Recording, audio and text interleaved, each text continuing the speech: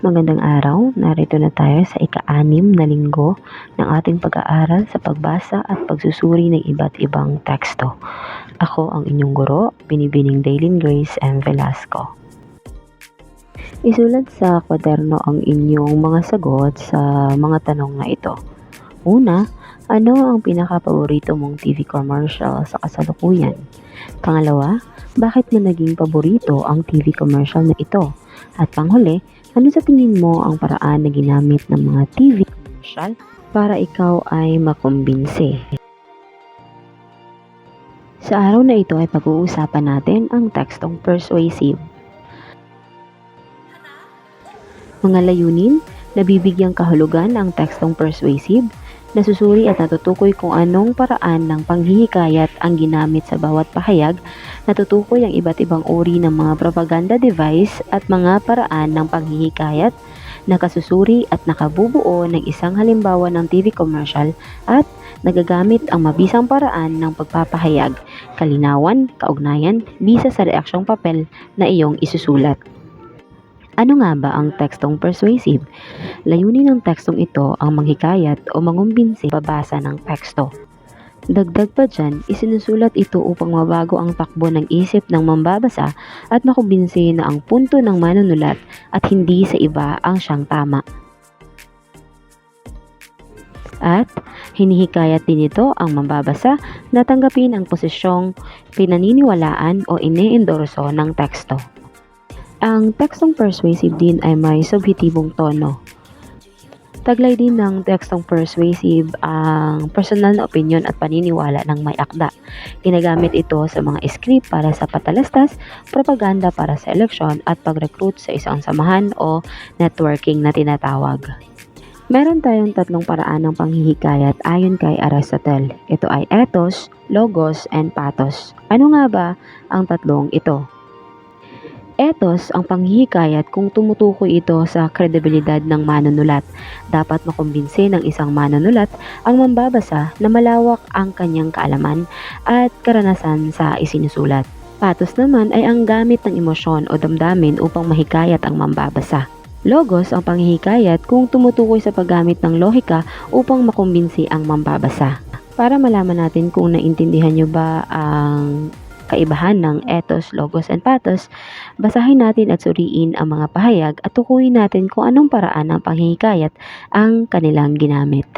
Una, sa bawat larawang ipinakita tungkol sa mga batang nagugutom, nararamdaman ko ang matindi nilang pangangailangan na kagyat na kumilos at magbigay tulong sa kanilang sitwasyon. Hindi tama na may mga batang nagdaranas ng gutom sa ating lipunan.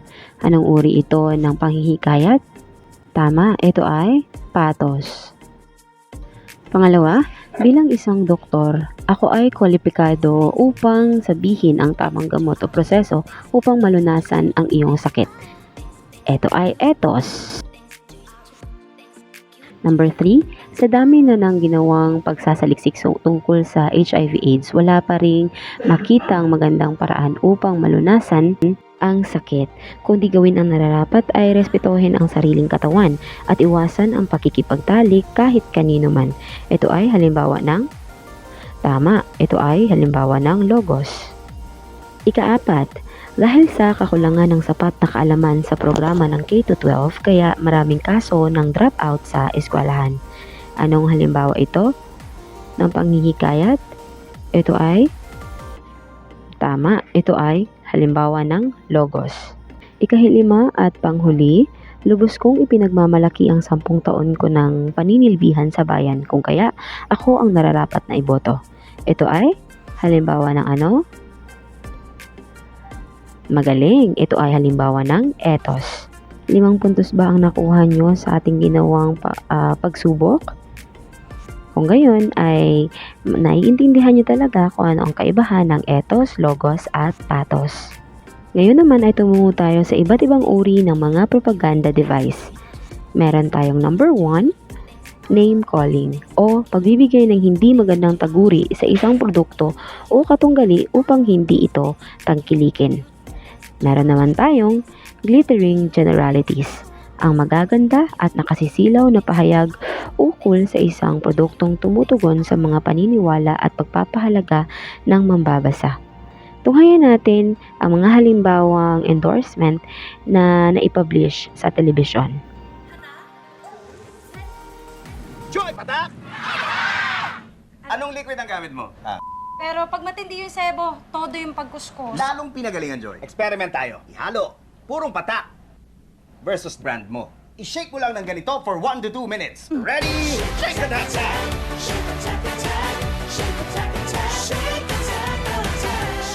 Wow! Grabe tanggalan sebo sa Joy! Purong patak! Isang katuta! Ha? Puno ang salon? Ate Kim, interview ko na bukas. Don't worry, I'll get you ready. Ganda. Ito bagay dyan. Wow! Sobrang smooth. Pero hair ko, kailangan ipasalon. Salon? Di na. Rejoice lang. Sa galing ng steam at hot oil essence, get salon smooth hair every day. O, kumusta? Got the job. Uy, haba ng hair. Salon smooth hair every day with Rejoice. P&G. Ariyan ang halimbawa ng name-calling and glittering generalities. Ang kasunod ay ang transfer o ang paggamit ng isang sikat na personalidad upang malipat sa isang produkto o tao ang kasikatan. Nariyan din ang plain fox, mga kilala o tanyag na tao ay pinapalabas na ordinaryong tao na nanghihikayat sa produkto o serbisyo. Narito ang mga halimbawa ng transfer and plain fox. Ilang taon ka na? Si Lani po, 6, ako po, 13. Anong pangarap niyo? Seaman sana. Ako po, artista. Pero hindi ko na iniisip. Kanya-kanyang kahit po dito. Walang maayos sa trabaho. Walang pambili ng gamot. Anak, itabi mo. Ako na. Sama-sama tayo. Hindi ko kayo pababayaan. Lalaban tayo. Batsak mo! Batsak! Alam niyo tayong mga kabataan, sobrang pihikan. Kaya sa coffee, gusto natin ng coffee taste na sakto, not too strong. At ang creaminess, sakto din. Not too creamy. Kaya gusto natin, improved Copico Brown Coffee! Improved Copico Brown Coffee. Not too strong, not too creamy. Just right.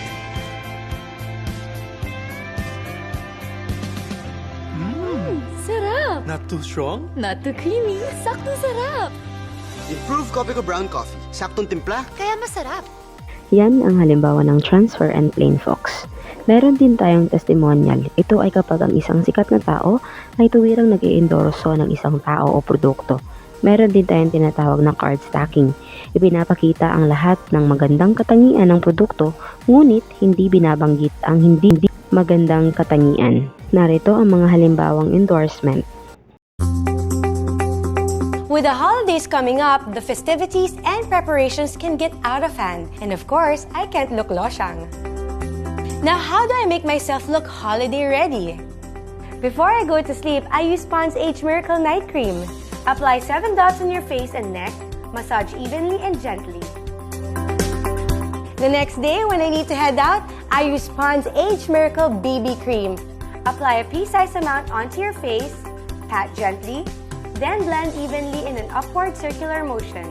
I finish my look with a lip balm.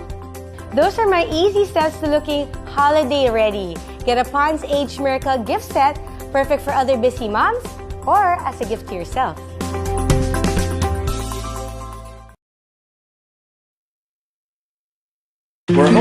Kumpleto man ang pamilya. Madalas, kanya-kanya. Pero pag Pansit Canton Original ang merienda, kain na! Lahat sama-sama. Sarap ng original ginisang pansit. Orig na lasa para sa anumang panlasa. Oh, sino maghugas ng mga pinggan? Malinis na po! Lucky Me Pansit Canton Original. Orig na hilig ng lahat. Also try Lucky Me Pansit Canton Crack Crack. Yan ang halimbawa ng testimonial and card stacking. Banwagan naman ang huling uri ng propaganda device. Ito naman ay nanghihimok sa lahat na gamitin ng isang produkto o sumali sa isang pangkat dahil lahat ay sumali na. Narito ang halimbawa ng isang banwagan na endorsement. Yay! See you later, Stephanie. See you, Maine. Let's do this. Palmolive girls, come on. Bonga bonga hair bounce. Bonga hair bounce. Bonga bonga hair bounce. Bonga hair bounce. Bounce to the left, bounce to the right. Bounce to the left, bounce to the right. Kay sita, kay bango ng hair ko. Ang gaan at ang lambot ko. Kaya girl, ngayon Palmolive ang gamitin mo. Ready ka, always on the go. Wow, magaan at ang bouncing ng hair mo. With Palmolive, bonga bonga bounce ang hair mo. Bounce to the left, bounce to the right. Soft and soft and hair with Palmolive. Bounce to the left, bounce to the right. Ang gaan ng hair with Palmolive. Bonga bonga hair bounce.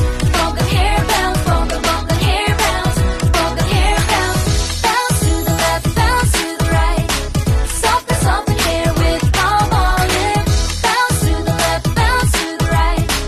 Ang gaan ng hair with Palmolive. Bonga bonga hair bounce. Bonga hair bounce. Bonga bonga hair bounce with Palmolive.